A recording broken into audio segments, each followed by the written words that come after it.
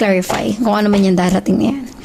Give me the Hermit energy for Earth sign, Taurus, Virgo, and Capricorn. Give me the Hermit energy.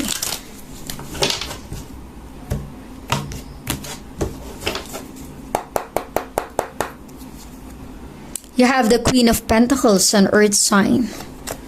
And the Ace of Swords, an Air sign energy. Okay. So, Earth sign, Taurus, Virgo, and Capricorn, tingin ko ang iba sa inyo,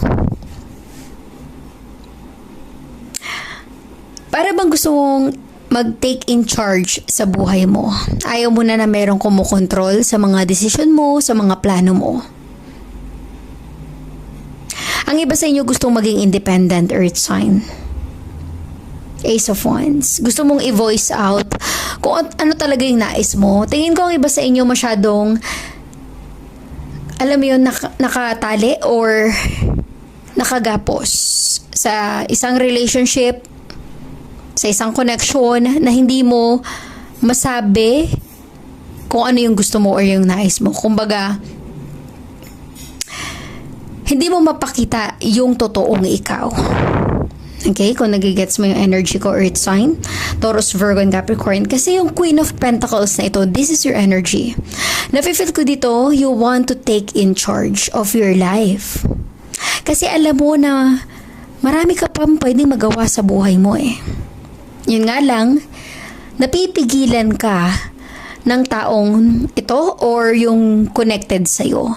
May pumipigil kaya maaaring dinidistansya mo yung sarili mo para lang magawa mo yung nais mo, Earth sign, Taurus, Virgo, and Capricorn. Kumbaga, hindi mo magawa yung diskarte mo, yung nais mo dahil sa taong nandidikta or kumukontrol sa'yo. Give me the Hangman energy for Earth sign, Taurus, Virgo, and Capricorn. Give me the Hangman energy for Earth sign, Taurus, Virgo, and Capricorn.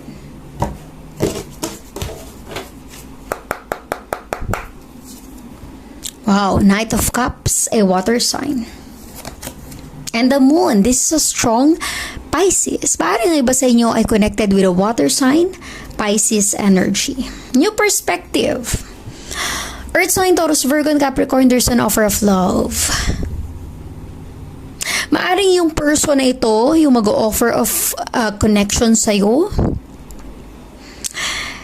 hindi siya yung typical. Ibig sabihin, hindi siya yung ideal mo. Okay? If this is a relationship situation, Earth sign, meron kang admirer. With the Moon energy, maaaring hindi niya pa nire-reveal yung totoong feelings niya for you. Pero all of a sudden, maaaring